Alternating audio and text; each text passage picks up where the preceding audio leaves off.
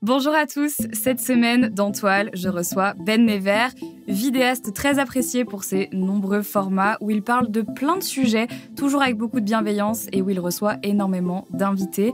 J'ai très envie de vous le faire connaître si vous ne le connaissez pas encore. On a déjà tourné ensemble un de ses formats qui s'appelle Insomnie, mais qui est vraiment Ben Never? Nous allons le découvrir ensemble. Scroller, liker, commenter, influencer. Que signifie l'influence? Qu'est-ce qu'il y a vraiment derrière la toile des réseaux sociaux? Et qui sont celles et ceux qui la tissent? Je suis Marie Lopez, alias Enjoy Phoenix, et vous écoutez Toile, le podcast qui explore l'envers des likes. Bonjour Ben, bienvenue dans Toile. Salut Marie. Alors aujourd'hui, je te propose du coup de plonger dans ce podcast Toile. On va commencer par la première partie avec Sur la toile. Et l'idée, c'est de parler un petit peu de tout ce que tu fais déjà, tes projets, ce que les gens connaissent, ce que tu acceptes de montrer sur les réseaux. Et quand on aura terminé ça, on va passer un petit peu dans le... J'adore appeler ça le dark web. Aïe, ok. Vraiment, la deuxième partie qui est sous la toile. Tu veux du dossier? Je veux du dos. Tu veux de l'extrait TikTok, c'est ça? Ah non, je veux qu'on parle des choses que t'as pas forcément l'habitude de dire, même si avec toi, c'est un peu compliqué parce que tu parles déjà beaucoup. Tu dis beaucoup de choses déjà, mais on va s'en sortir, je pense. Allez, je te suis. Tu es prêt? T'es pas stressé? Pas du tout. Non, parce qu'on va aller deep. Je te fais entièrement confiance. Oula, tu devrais surtout pas. Alors, Ben, t'as commencé ta chaîne YouTube Vous êtes vraiment sympa en 2017. J'adore ce nom de chaîne. Je trouve ça extrêmement drôle. Genre, moi, je me serais jamais appelée comme ça. Comment est-ce que cette aventure a commencé pour toi? Pourquoi est-ce que tu t'es dit je vais commencer à faire des vidéos YouTube? Et surtout, qu'est-ce que tu faisais avant? Ah là là. Donc ça démarre en 2017. En fait, j'ai mis 1 an avant de vraiment commencer. Donc en fait, la vraie aventure où je me suis dit, vas-y, ma chaîne YouTube, c'est un vrai métier, c'est 2018. Mais j'ai démarré en 2017 donc moi, je viens de Caen. Je viens de Ouistreham, plus précisément, à côté de Caen. Et je bossais en agence social média. Donc en fait, moi, à la base, je viens de la photo et de la vidéo. Et du coup, c'était le début des réseaux sociaux. J'ai l'impression d'avoir 40 ans quand je dis ça, mais là, j'en ai 10 de moins, c'est pas non plus... Et du coup, je faisais du contenu web pour les marques, les entreprises. Donc, on faisait... c'était un peu le début du vlog, mais c'était un peu les pré-vlogs et tout. C'était vraiment l'époque où il y avait beaucoup de gens qui avaient des blogs. Et donc, du coup, les gens racontaient leur life et tout. Donc, c'était avant les influenceurs, quoi. Et du coup, je bossais pour plusieurs clients, beaucoup de clients dans la culture musicale, etc. Je bossais notamment pour le festival Beauregard, où j'accréditais les blogueurs, les médias et tout. Et c'est vrai que ça fait tellement vieux de dire blogueur maintenant. Est-ce que tu sais ce que c'est un vlog? Tu connais la vraie origine du mot vlog ou pas? Eh ben, pendant longtemps, moi, j'ai cru que c'était, ça venait de vie. C'était blog et raconter sa vie en en vlog. Gros, vlog, c'est juste la vidéo blog. Voilà, tout simplement. C'était le moment culture. Et du coup, en fait, à un moment, je me retrouvais un peu moins dans ce que je faisais dans la boîte. Et en gros, moi, j'étais un gros consommateur de YouTube. Et j'ai vu l'arrivée de YouTube et tout, tu vois. On faisait, quand j'avais 17 piges avec mes potes, on faisait des vidéos sur... Il n'y avait même pas Dailymotion, c'était sur watt.tv. Et après, Vimeo, il y avait aussi, non? Et Vimeo aussi, mais c'était déjà un peu plus genre, pas trop réseau social, c'était plus genre les vraies techniques. Ils disaient, non mais là, tu as vraiment de la 4K sur Vimeo, tu comprends, mais il n'y a personne, donc ça sert à rien. Et donc, on faisait tous ces trucs-là sur watt.tv qu'on mettait sur Overblog derrière. Enfin, c'était l'époque Rémi Gaillard. Donc, on faisait plein de conneries dans la rue et tout. Oh, punaise. Et du coup, est-ce que toute cette expérience en agence de communication, ça t'a aidé par la suite quand t'as commencé ta chaîne YouTube? Ah ouais, de fou. De fou parce que déjà, j'avais des compétences techniques. Donc, c'est-à-dire que le week-end, je faisais mes vidéos et je savais déjà comment faire parce que je le faisais depuis des années pour des clients. Même si j'ai appris d'autres choses et que c'est marrant, j'ai posté on a passé les 500 000 abonnés sur YouTube il n'y a pas longtemps. Félicitations, j'ai vu ça. Et j'ai posté un mix de plein d'introductions avec l'introduction facecam que je fais pour ma première vidéo jusqu'aux 500 000, tu vois. Et tu regardes les 3 premières, c'est une catastrophe, tu vois. Je suis tout de suite sur bonjour, merci à tous. Je sais pas poser ma voix. Je suis dans mon salon qui avait très peu de meubles parce que j'étais très peu riche. Donc ça résonnait de fou. Et donc du coup, tu sais, je savais qu'il fallait pas parler trop fort parce que sinon ça résonnait, c'était inaudible. Donc je savais pas poser ma voix, je savais pas où regarder. En plus, j'avais une caméra sans retour. Donc je me voyais pas, j'avais même pas la mise au point automatique ni rien. Donc le stress, quoi. Je faisais un face cam et puis derrière je regardais, je faisais ok, tout le plan est flou, on va recommencer. Horrible. Et donc j'ai vu un peu l'évolution. Et donc pour revenir à comment c'est parti, en gros, moi je passais beaucoup de temps à rencontrer plein de gens. C'était vraiment ma passion. Je passais ma vie dans les kebabs, dans les bars et tout, jusqu'à 4-5 heures du matin, à rencontrer plein de gens qui étaient en dehors de mes réalités, tu vois. Et je disais, mais putain, mais tout le monde est passionnant, en fait. Je suis vraiment parti de ce postulat de chaque personne, peu importe le milieu, peu importe l'âge, etc., a forcément un truc à t'apporter humainement. Et en fait, voilà, des années plus tard, je me suis dit, vas-y, je vais toutes ces rencontres que je fais là, je vais les faire, mais je vais rajouter une caméra. Et en fait, de fil en aiguille, ça a pris. Et après, j'ai quitté mon taf pour m'y mettre à plein temps. Et 1 an plus tard, je débarquais à Paris, etc. Et qu'est-ce que ça t'a fait de passer d'un seul coup du salariat à l'auto-entreprise? Parce que tu as commencé comme ça, je suppose, avant de te mettre vraiment... Parce que maintenant, aujourd'hui, tu as une société avec beaucoup de gens qui bossent avec toi. Mais il y a eu un switch, en fait. Et ça s'est passé comment pour toi, émotionnellement? Parce que ça devait pas être facile, finalement. Ouais, en fait, c'est galère parce que moi, j'ai un gros problème avec l'administratif. Je suis pas quelqu'un qui va placer son argent ou qui va même la comptabilité, les trucs. Pour moi, c'est hyper stressant. Et ben, en fait, comme tout le monde, quoi, j'ai découvert tous les trucs, tu vois. C'est-à-dire que mon premier rendez-vous Pôle emploi, ma conseillère qui comprend rien à ce que je fais, ma conseillère qui essaie de me dire, il faut absolument aller en auto-entreprise, ça va être plus rapide, c'est beaucoup plus simple pour ce que vous voulez faire, etc. Si je l'avais suivi, je serais parti en auto-entreprise. Et en fait, ce que j'ai compris, c'est que Pôle emploi te dit d'être auto-entrepreneur parce que les déclarations se font très rapidement et que tu fais baisser le chiffre du chômage très rapidement. Et ce qui est très bien pour plein de gens, l'auto-entreprise. Mais au moins, j'ai compris que c'était pas forcément ce qui était pour moi. Et c'était surtout, elle dit l'auto-entreprise à tout le monde. Tu vois, comme ça, dans les 3 semaines qui suivent, les chiffres du chômage ont baissé parce que tout le monde a Tu m'apprends un truc là, tu vois, je savais même pas. Et donc, moi, en fait, j'ai monté une SARL directement parce que j'avais mes droits au chômage. Et putain, on rentre très technique dans le podcast directement. Mais je sais pas si ça intéresse les gens, mais ceux qui veulent se lancer, pas que sur YouTube d'ailleurs. C'est hyper intéressant parce que je suppose qu'il y a plein de gens qui nous écoutent ou qui nous regardent qui ont envie de se lancer. Moi, c'est une question que je reçois tout le temps, donc en vrai, et personne n'en parle, tu vois. C'est comme si c'était un peu c'est hyper tabou. Hyper tabou, donc vas-y, parle-en. Moi, je trouve que c'est génial. Parce qu'après, je suis allé à la chambre des commerces et de l'artisanat, et en fait, chacun essaie de te vendre ton truc. Et en plus, il faut payer des choses directement, tu sais, pour des formations, des trucs. Je suis en mode, mais attends, j'ai pas de thunes, en fait, je vais pas commencer à payer des choses juste pour savoir dans quel statut je me lance, tu vois. Et du coup, en fait, j'ai fini par monter une SARL. Je suis allé voir le comptable de la rue d'à côté de là où j'habitais, qui fait pas du tout des youtubeurs, qui fait des commerçants et tout. Et donc, je suis allé le voir et je lui ai dit, voilà ce que je veux faire, je vais monter une SARL. Et en fait, ça me permettait, j'avais 1 an de chômage. Et en fait, ça me permettait, sur les 1 an de chômage, de toucher l'intégralité de mon chômage tous les mois. Et tout ce que j'amassais sur ma boîte, ça restait sur ma boîte. Et c'était pas comptabilisé. Et je pouvais commencer à toucher dessus sur l'année qui allait suivre une fois que j'avais fait tous mes droits de chômage, quoi. Donc ça me rassurait parce que j'avais 1 100 € de chômage par mois et je savais que j'avais ce truc en fixe pendant 1 an et demi. Pendant 1 an et demi, j'avais ce truc-là en fixe et que tout ce que je touchais sur ma boîte, j'y touchais pas. Et à quel moment t'as vraiment senti que l'audience prenait et là tu t'es dit c'est bon, maintenant je vais pouvoir vivre de ça, en fait? Il y a eu un moment, un switch comme ça ou... Alors je vais pouvoir vivre de ça, il y a eu plusieurs moments. Le moment où ça a marché, je pense que il y a eu plusieurs vidéos qui ont fait genre 60 000, 100 000 vues. Et là, je me suis dit, OK, il se passe vraiment un truc. Ouais, il y a moyen. Ouais. Là, je sentais qu'il se passait quelque chose. Et puis après, il y a eu trois éléments qui ont été un peu l'alignement des planètes, qui ont été Marion Séclin à l'époque, que j'avais interviewé sur ma chaîne et qui m'a contacté en disant, moi, ça fait 8 ans que je suis sur YouTube, j'ai pas de chaîne, je veux lancer ma chaîne YouTube. Est-ce que tu me suis? Donc, je l'ai suivi dans l'aventure et donc je faisais tout. C'est-à-dire que elle écrivait. Sa chaîne. Ouais. Donc, je faisais le cadrage, le son, le mix, l'étalonnage, le plot des vidéos, les descriptions. Est-ce que les gens le savent? Ceux qui suivent Marion Séclin depuis très longtemps le savent, mais je pense qu'il y a plein de gens qui savent pas. Non. Parce qu'entre-temps, il y a plein de gens qui m'ont suivi en dehors de Marion et tout. Mais on va dire que le premier noyau de communauté que j'avais, c'était aussi grâce à Marion, parce que j'apparaissais un peu sur ses vidéos aussi. Et donc, je modérais ses commentaires. Enfin, vraiment, je faisais... tu faisais tout, quoi. Ouais. Et le deuxième, c'est Panayotis Pasco.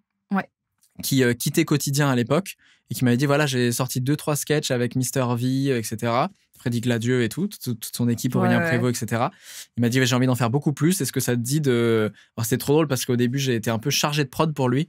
Et comme l'administratif, l'organisation, c'est pas pour moi, ça a été un enfer. Donc je lui ai dit, frère, je crois que c'est pas fait pour moi. Du coup, il m'a dit, viens, tu réalises des sketchs carrément. Et là, je me suis beaucoup plus amusé là-dessus. Et on a fait un truc un peu à la The Office et tout qui était vraiment trop cool.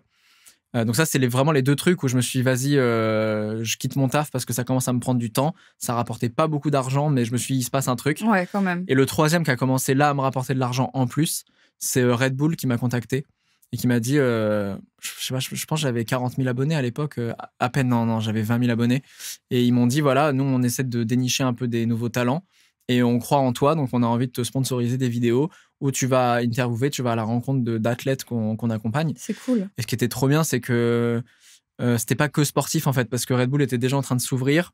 Et donc, du coup, il y avait beaucoup de e-sport déjà à ce moment-là. Ouais, oh il y là, avait même oui. du rap aussi, Ouais, tu c'est vois. vrai. Donc, c'était vraiment cool. Trop bien. Donc, ça, c'est les 3 trucs vraiment où je me Où suis tu dit t'es dit, alignement là, des c'est planètes. Donc là, je quitte mon taf à ce moment-là.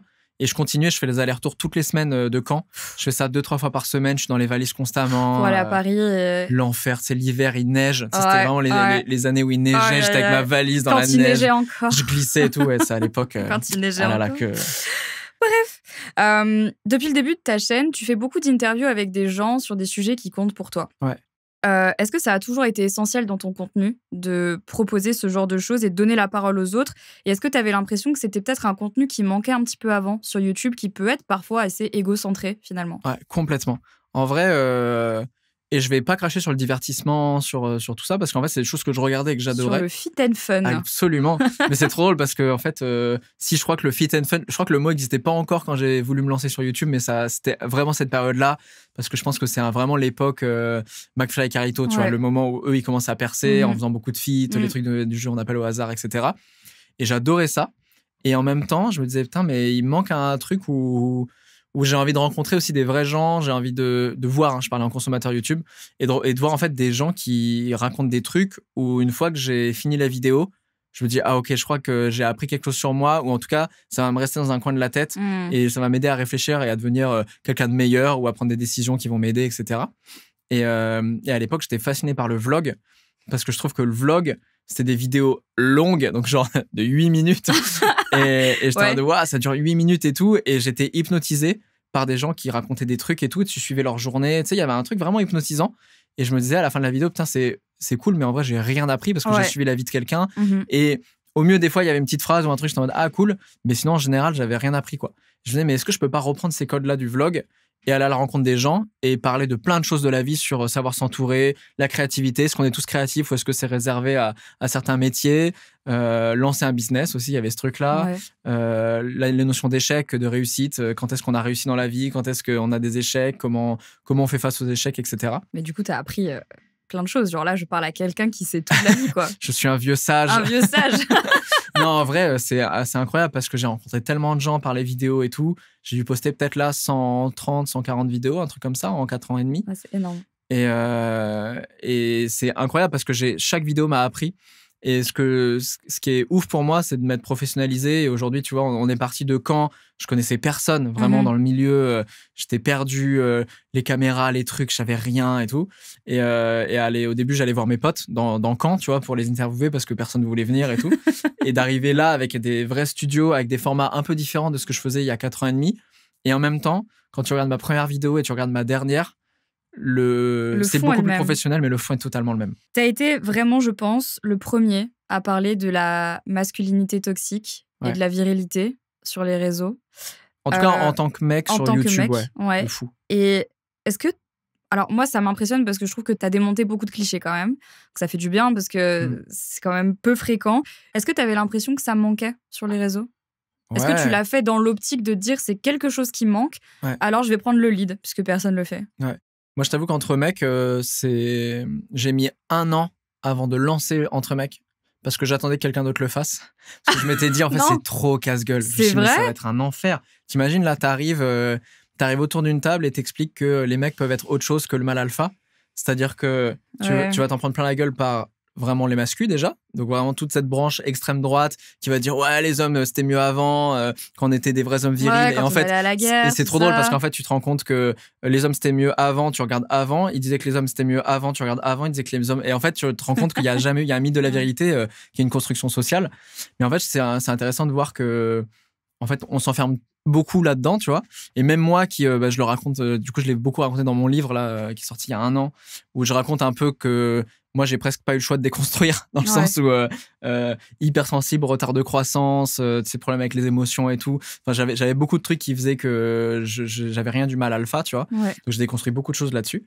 Mais je me rends compte à quel point, et j'ai surtout une famille hyper ouverte, hyper bienveillante, où on pouvait communiquer et tout. Mais je me rends compte à quel point c'était pas le cas, rien que chez mes potes, mais du coup, je le vois aussi avec ma communauté, tu vois. Et donc, du coup, quand j'ai lancé Entre Mecs, c'était clairement un truc qui, moi, me manquait. Et c'est ouf parce que là, tu me demandais tout à l'heure les moments où ça a vraiment pris. Autant je t'ai parlé des 3 signes tout à l'heure qui ont fait que je me suis dit je vais quitter mon taf. Autant entre mecs et insomnie en même temps, mais beaucoup entre mecs, c'est ce qui a fait décoller ma chaîne et c'est ce qui a fait que vraiment je me suis dit là, je vais pouvoir vivre de ma chaîne YouTube, quoi. C'est quoi ton rapport aux réseaux sociaux aujourd'hui?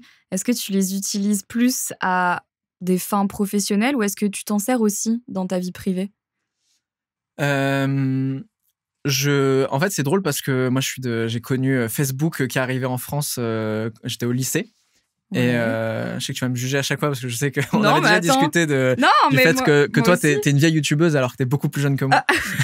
Ouais, c'est vrai, mais ouais, donc ouais, j'étais en première, je crois, quand c'est arrivé Facebook. Et je me rappelle à l'époque, j'étais en mode, mais je comprends pas l'intérêt de retrouver ses amis. Genre, je les vois tous les jours, mes amis. Et maintenant que je suis vieux, je suis trop content de retrouver mes potes d'il y a 10 ans. Et du coup, en fait, déjà à la base, j'avais pas trop cette appétence de raconter ma vie sur les réseaux. Donc en fait, Instagram, c'est drôle. Je crois que j'ai dû supprimer depuis. Mais Instagram, en fait, tu regardes mes 25 premières publications, c'est des photos que je faisais. Parce que j'étais photographe à la base. Donc en fait, et c'était Instagram à la base, c'était ça d'ailleurs. C'était beaucoup, tu prenais des photos. C'était l'âge d'or des photographes.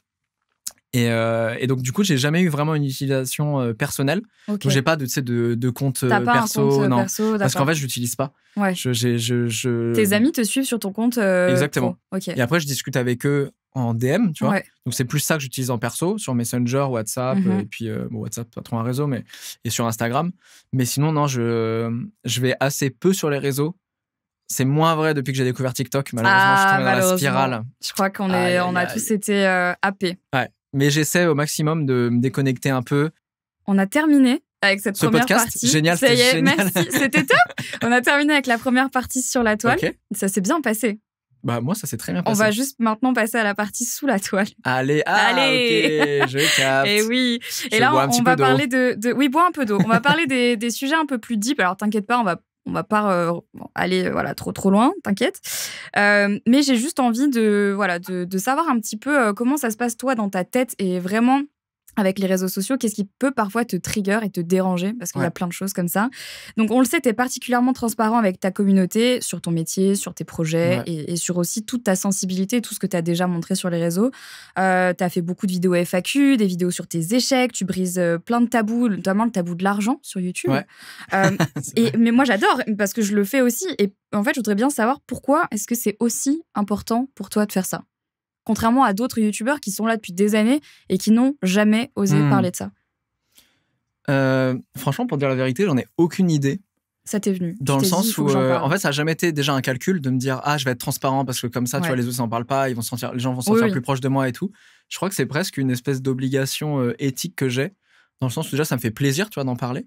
Après, c'est intéressant parce que, en dehors de l'argent, où là, c'était vraiment très spécifique, je me suis dit, vas-y, je vais dire en fait combien les marques me payent, etc. Tu vois, parce que je trouve qu'en fait, quand les gens fantasment un truc, quand tu dis les vrais chiffres, ils sont en mode ok, bon, tu vois, ils imaginent. Il y en a plein qui imaginaient que j'étais millionnaire et tout. Tu vois, j'étais en mode, non, je suis pas du tout millionnaire.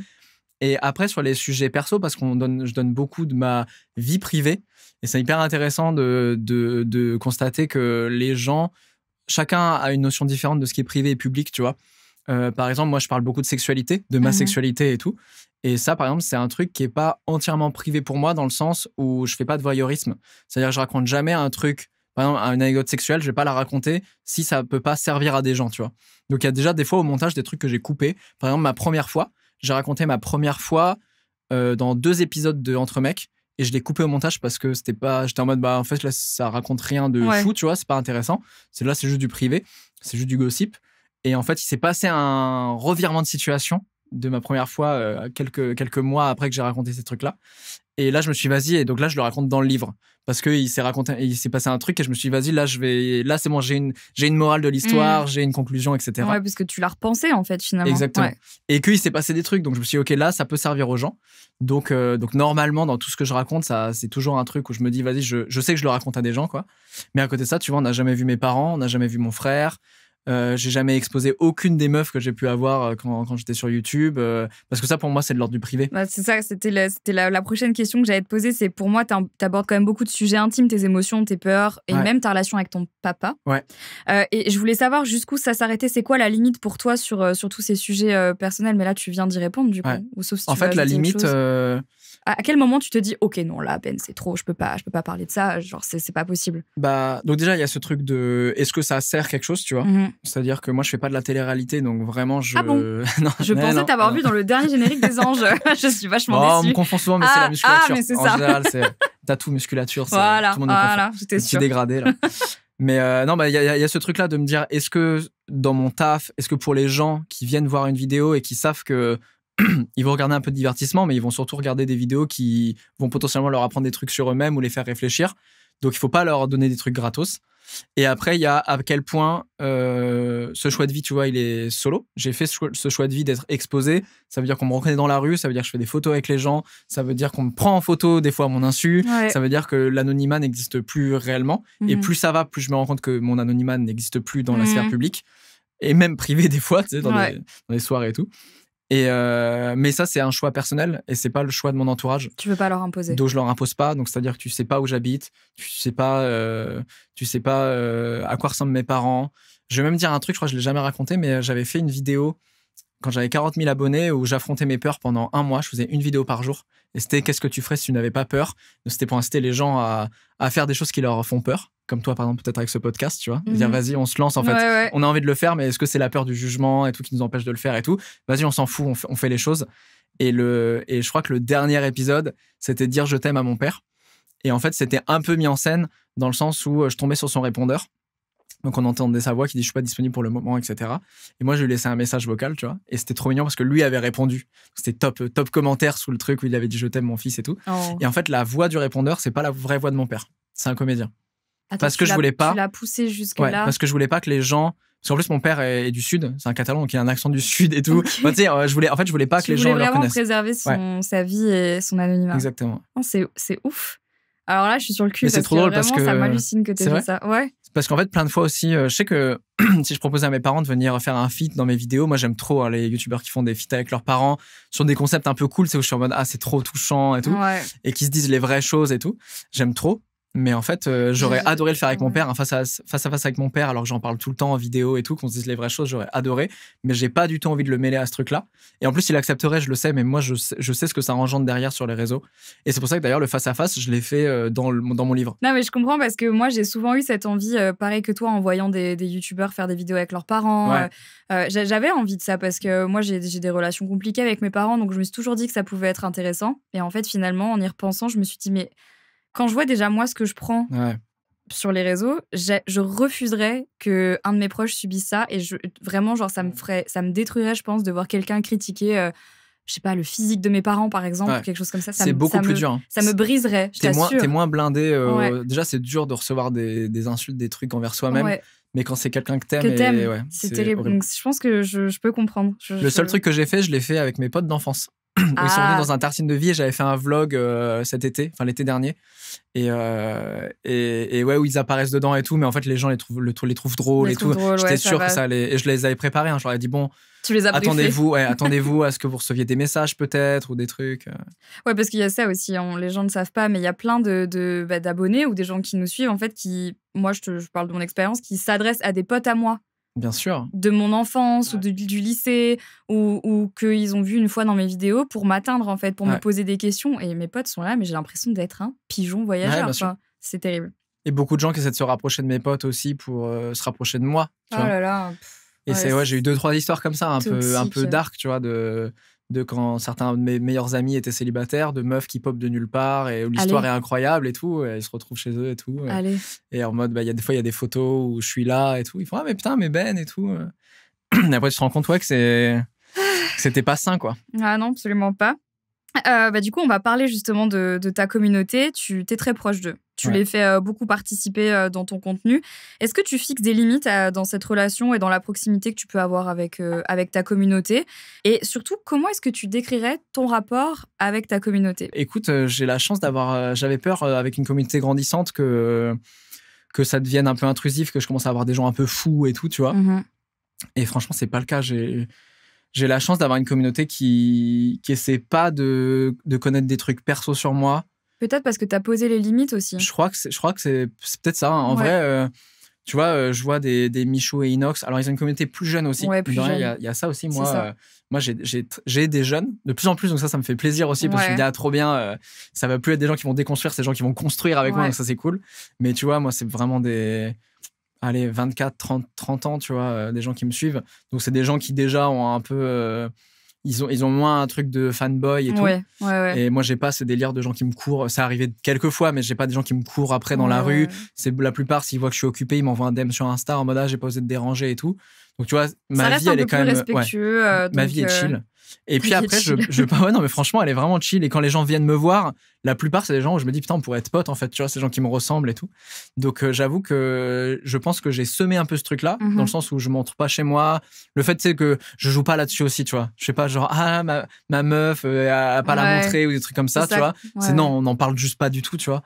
Donc, je pense que ça aide pas mal. Et après, moi, j'ai un truc aussi. C'est que je différencie beaucoup mon personnage public de moi qui je suis réellement. Ah oui, même si la différence, elle est fine, parce qu'en fait, je pense qu'on se rencontre en vrai et tout. La plupart des gens me disent, c'est trop bien, t'es comme dans les vidéos et tout. Mais ça m'aide à me blinder dans deux sens. Dans le positif, dans le sens qu'il y a beaucoup de gens qui me disent en vrai et sur les réseaux, t'as changé ma vie, je pourrais pas exister sans toi, etc. Tu vois, c'est gentil ça.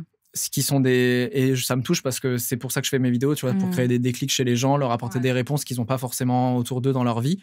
Et en même temps, je pourrais devenir un boularman.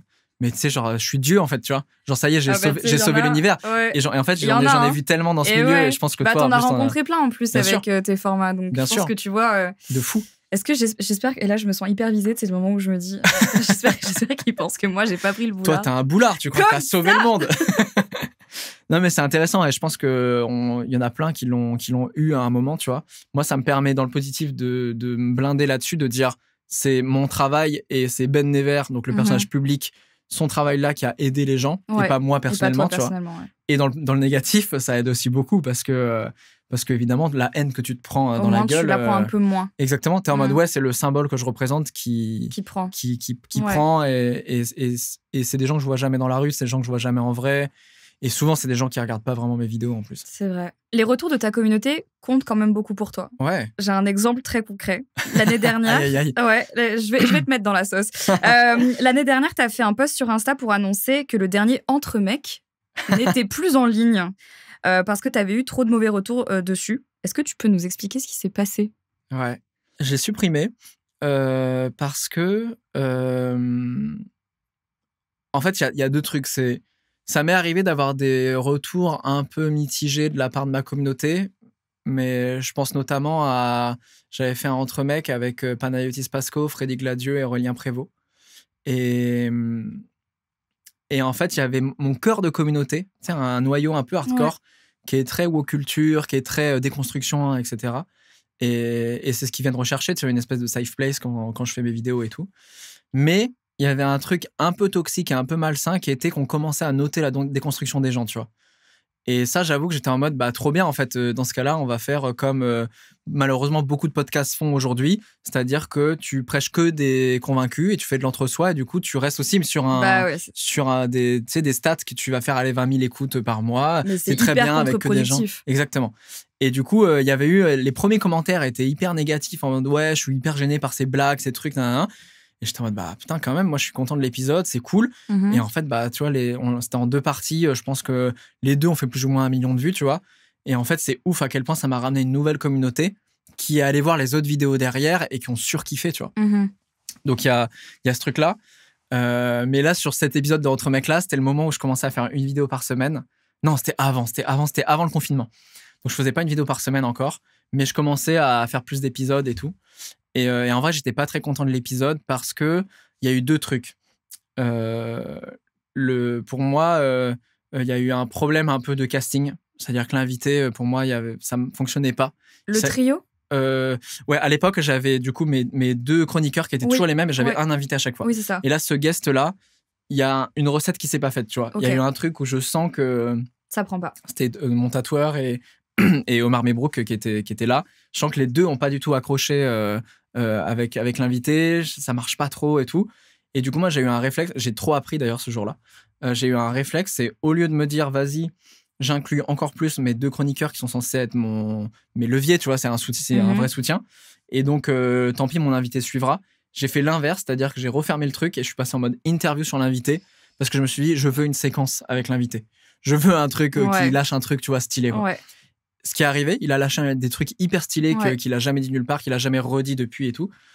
Mais en fait, les gens, quand ils regardent entre mecs, ils veulent voir une bande de potes où ils sont à l'apéro avec eux, ils sont à la table et ils discutent sans se sentir jugés et tout, tu vois. Il y en a plein qui disent, moi, je mets sur pause et je réagis, ou des fois, je suis avec mes potes et du coup, on met sur pause, on discute ensemble, comme, tu vois, de toi, qu'est-ce que t'en penses et avoir tout. une vraie discussion, finalement. Exactement. Et là, c'est ça. Et là, ça n'a pas marché, ouais. Et je pense que c'était aussi une autre période où j'étais beaucoup plus attaché aux commentaires, ouais. Et notamment aux commentaires négatifs, évidemment. Et donc, tu vois, je l'ai posté le soir. Le lendemain matin, elle n'y était plus et j'ai posté un truc sur Insta. Mais avec du recul, est-ce que tu penses que tu as bien fait de la retirer ? Oui, parce que je n'étais pas content de cette vidéo. Tu n'étais pas content dans tous les cas. Non. Donc, c'est pas. Et ça, c'est un truc que ça m'a appris, notamment après quand je suis arrivé à faire une vidéo par semaine, tu vois, après le confinement et tout, qui a un rythme très soutenu à avoir. Il n'y a jamais aucune vidéo que j'ai sortie où j'étais pas fier. Est-ce que ça t'est déjà arrivé d'avoir des marques qui n'ont pas validé un contenu, qui ont refusé une OP avec toi parce que justement tu parles de tellement de sujets sensibles, tabous, et parfois dans tes vidéos il y a des choses, des phrases qui peuvent ressortir qui peuvent parfois choquer ou être très clivantes. Ça t'est déjà arrivé d'avoir des marques qui t'ont dit bon écoute, sorry Ben, mais là... Franchement, maintenant, ça va mieux parce que les marques, elles savent où elles mettent les pieds et je pense que même moi, je sais expliquer directement. Je pense que des fois, j'accueille pas les marques à bras ouverts. Je suis en mode, alors attention, si vous bossez avec moi, voici mes guidelines. Le placement, il va être réglo. On va faire un placement de, si vous voulez, 90 secondes début de la vidéo, c'est OK. Par contre, une fois qu'on est dans la table ronde, vous n'avez aucun droit de regard. C'est-à-dire qu'on met aucun truc commercial ni rien. Et vous pouvez pas demander de supprimer un passage de ce qu'on dit si j'ai estimé que c'est hyper important en termes de liberté d'expression et que le message est important pour les gens.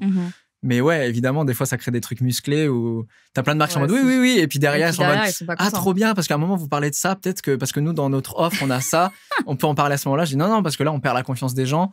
Donc, ça m'est arrivé de mettre des ultimatums la veille du tournage en disant vous savez quoi, je vais tourner la vidéo, mais ce sera pas avec vous. Ouais. Et ça m'est arrivé de faire ça. Et surtout, ça m'est arrivé de faire ça à l'époque où j'avais pas de thunes, tu vois. Ça m'est déjà arrivé de faire des gros coups de bluff en mode, vous savez quoi, non, là, on va abandonner. Et je raccroche et je me dis, qu'est-ce que je viens de faire? Putain, c'est pas possible. Je sais pas comment financer la session de tournage et tout. Et en général, il me rappelle en disant, non, c'est bon, finalement. Et après, il y a eu des grands débats avec certaines marques sur, ah non, mais nous, on veut pas garder ça. Moi, je veux le garder, etc. Comment tu choisis les marques avec lesquelles tu travailles? J'ai appris à choisir dans le sens où en fait la plupart du temps c'est des marques où je trouve les valeurs un peu cool, tu vois.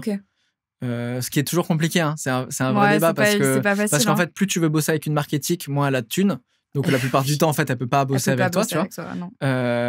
Et plus les marques ont des thunes, moins elles sont éthiques. Donc moi j'essaie d'aller au milieu du truc, tu vois. Donc en vrai, très franchement, j'ai eu des loupés aussi. Hein. Tu vois, là, j'ai fait 2 vidéos avec une banque en ligne qui, derrière, a eu plein d'histoires avec des problèmes d'utilisateurs et tout. En fait, j'ai arrêté de bosser avec cette banque. Ils m'ont proposé. J'ai dit, en fait, non, parce que là, éthiquement, je peux pas vendre une marque où derrière, en fait, ça va un peu arnaquer les gens, tu vois. C'est ça. Donc, non, la plupart du temps, je bosse avec des marques avec qui j'ai une affinité, tu vois, déjà de base. Où je trouve ça cool, tu vois, là à la rentrée, là, je lance des tartines de vie qui sont sponsorisées par Spotify. Je trouve ça trop cool, tu vois, c'est placement Spotify, donc je vais avoir que des invités musicaux, donc c'est que thématique musicale et on met en avant des nouveaux artistes et tout, enfin ça j'aime trop, tu vois, parce qu'on allie les deux. Moi je suis abonné à Spotify depuis hyper longtemps, je trouve que le placement est cool. Ça a du sens pour toi. Et aussi il y a un truc, c'est que la plupart du temps, c'est de plus en plus rare que je le fasse pas, mais je veux rencontrer les clients aussi. Soit les agences ou clients, je dis ouais, ok, mais par contre on déjeune ensemble. Ça c'est cool. Parce qu'il y a des marques que je kiffe vraiment et où en fait le client humainement ça l'a pas fait. Et je dis désolé, mais je crois qu'on va pas bosser ensemble parce qu'en fait on fait de l'humain aussi avant tout, tu vois. Et pour moi l'humain est avant les thunes. Et la plupart du temps, ça fait un peu démago de dire ça, hein, mais la plupart du temps quand l'humain se passe très très bien, en fait tu gagnes beaucoup plus d'argent parce que sur le long terme ça se passe mieux. C'est vrai. J'aimerais bien qu'on reparle un petit peu de la masculinité. Donc, l'année dernière, tu as sorti ton livre que j'ai lu, Je ne suis pas viril, que tu m'avais oui, quand tu es venu dans Insomnie. Trop bien. Exact. Est-ce que pour parler de ce sujet, de la masculinité toxique, tu as eu un déclic dans ta vie personnelle? Parce que moi, je pars du principe que quand on parle de sujets comme ça, c'est que forcément, il y a quelque chose voilà, qui clique chez nous et on se dit, OK, là, c'est le moment où il faut que je parle de ça. Et parfois, malheureusement, c'est un peu des événements aussi un peu trash, quoi. Ouais. Bah alors, sur la masculinité toxique, moi, c'est très tôt, comme je te disais tout à l'heure, c'est-à-dire que moi, j'ai eu très tôt un traitement hormonal, donc j'étais beaucoup plus petit. Enfin, physiquement, j'étais beaucoup plus frêle, petit que les autres. Donc, quand tu arrives en primaire et que tu as ce qu'on appelle la jungle virile, tu vois, bah, en fait, c'est les mecs les plus faibles, donc ça va directement vers toi. En plus, j'étais très émotif, je pleurais beaucoup, très facilement. Et en même temps, je m'émerveillais un peu tout, tu sais, j'étais très dans la lune et tout. Donc, vraiment, t'es facilement la tête de Turc, tu vois. Donc, qui a été diagnostiqué d'hypersensibilité derrière et tout, que j'ai beaucoup rejeté au début. À l'époque, on parlait pas d'hypersensibilité d'ailleurs. Il y avait voilà, t'avais des HQI, tendance en pâte. Enfin, il y avait plein de termes qui ont évolué, mais maintenant, on parle beaucoup d'hypersensibilité. C'est des trucs que j'ai vachement rejetés en me disant non, mais moi, je suis un mec normal, c'est bon. Et ça, j'en parle beaucoup dans le livre, justement. C'est trop triste. Ouais, parce que je voulais pas, en fait, à cette époque-là. J'avais pas compris exactement ce que c'était et tout. Et puis, à une époque où ma scolarité, tu sais, c'est compliqué. Hein. Primaire, collège, c'est très compliqué, quoi. Quand t'es un peu à côté de la norme. Donc, j'ai remis ça en question malgré moi, parce qu'en fait, je correspondais pas du tout au mâle alpha, tu vois. Et après, donc, je l'ai verbalisé beaucoup plus tard. Et le fait de lancer une émission dessus, c'est parce que je commençais à écouter pas mal de podcasts type genre Les couilles sur la table, il y avait The Boys Club à l'époque, même JQ avait lancé Bonhomme, et en fait qui parlait de masculinité. Et c'était tenu uniquement par des meufs, c'était que des meufs qui animaient les émissions. Et toutes à chaque fois elles disaient bah on a attendu qu'un mec prenne les responsabilités de le faire, mais on le fait parce que maintenant on est dans une vague du féminisme où il faut aussi inclure les hommes et qu'ils commencent à se sentir concernés dans le combat, quoi. Et du coup, je me suis dit, vas-y, il faut que je lance un truc. J'ai mis 1 an à réfléchir au format. Au début, je voulais faire des face cam pour expliquer. Je me suis dit, ah putain, ça va faire trop moralisateur, donneur de leçons, ou ça va être trop face à face.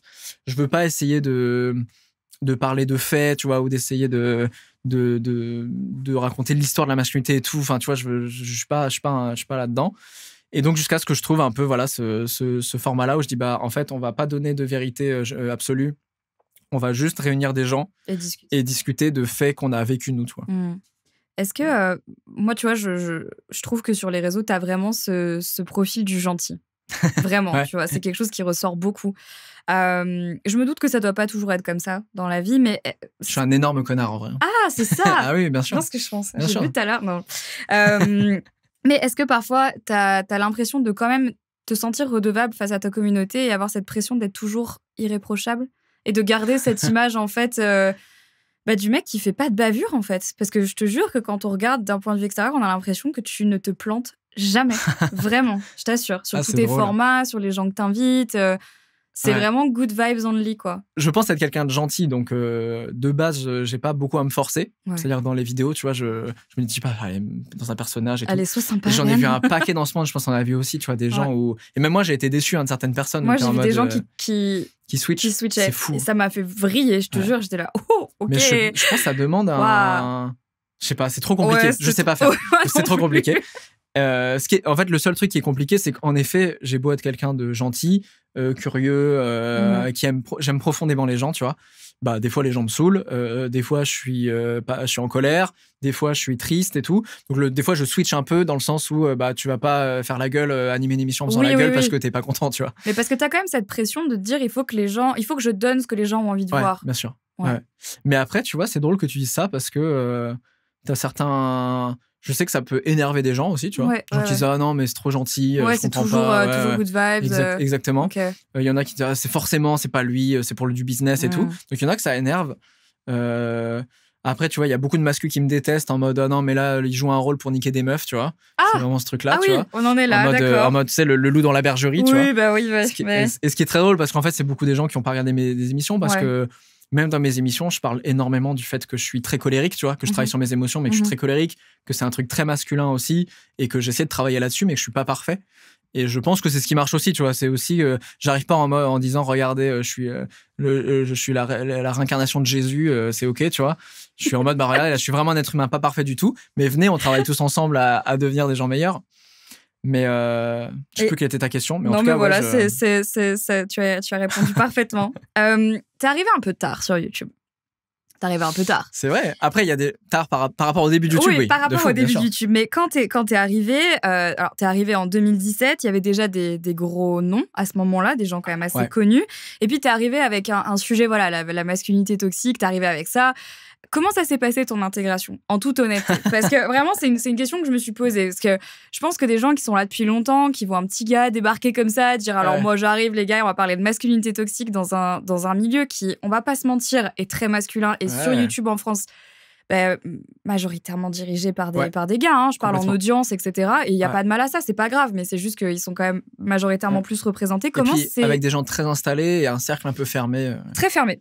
Je parle d'expérience, c'est compliqué. Mais surtout que moi j'arrivais en mode venez, vous venez tous faire des vidéos chez moi. C'est ça. Mais alors comment ça s'est passé? Est-ce que les gens l'ont bien pris ou est-ce qu'ils se sont dit attends, mais c'est qui ce clown? Genre d'où il sort lui? C'est mort. Il y a eu plusieurs étapes les premières soirées que j'ai fait à Paris.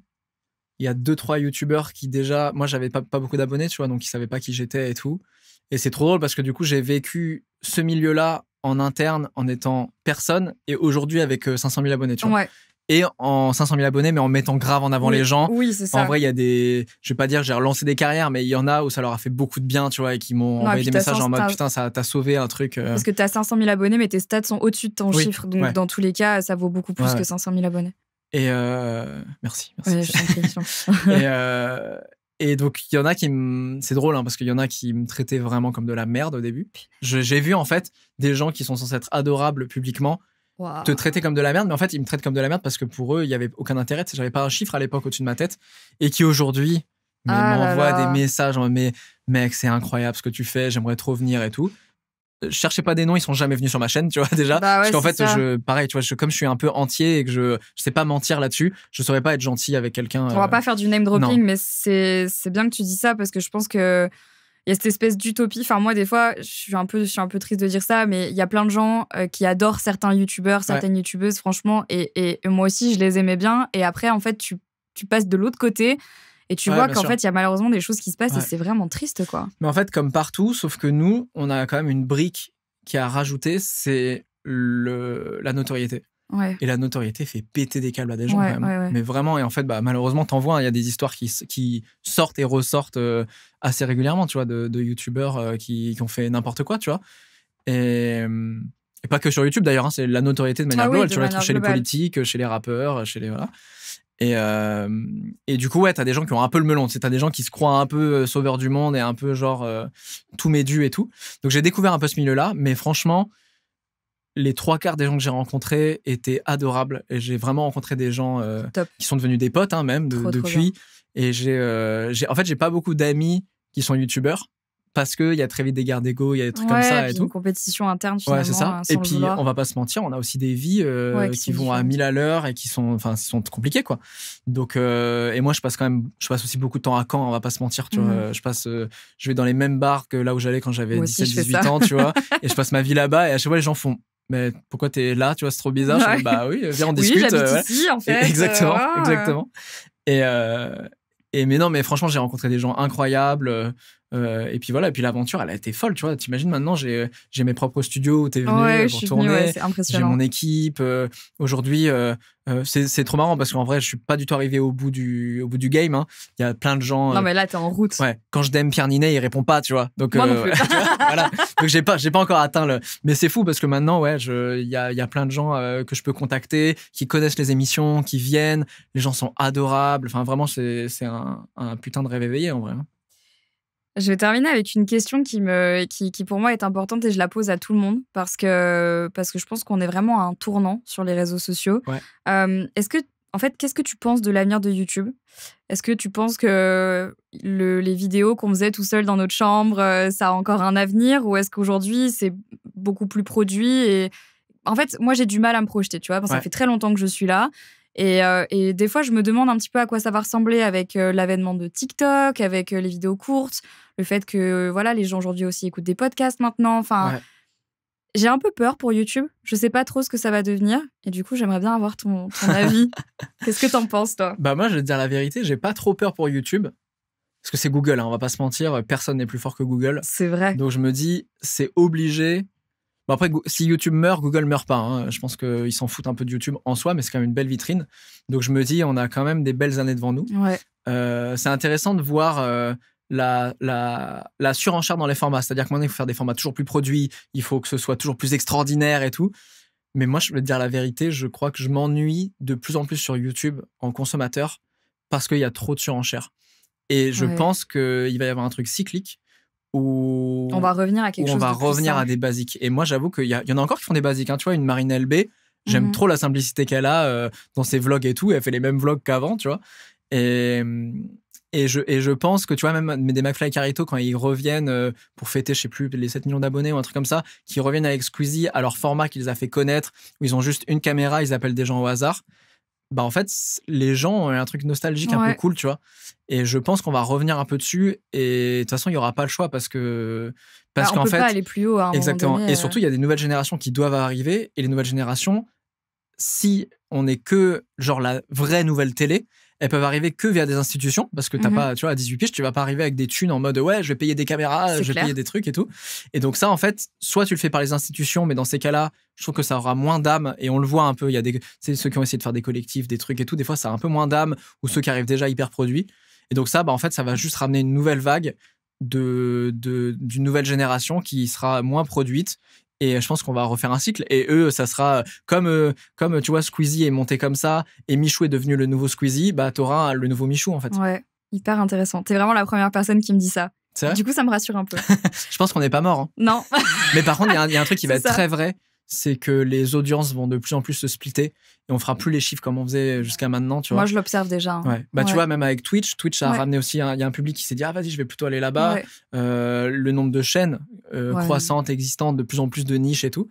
Donc, en effet, il y aura des business models à trouver et je sais pas si on gagnera autant d'argent que ce qu'on peut gagner aujourd'hui, en tout cas. Ouais, c'est ça, ou qu'on a pu gagner dans le passé. Exactement. Mais franchement, on a de la marge encore, là. Bah, Ben, tu as passé l'épreuve. Oh là là, c'est passé si vite. Ça va, c'était pas trop dark. Ça va. Ça va, c'était quand même assez calme.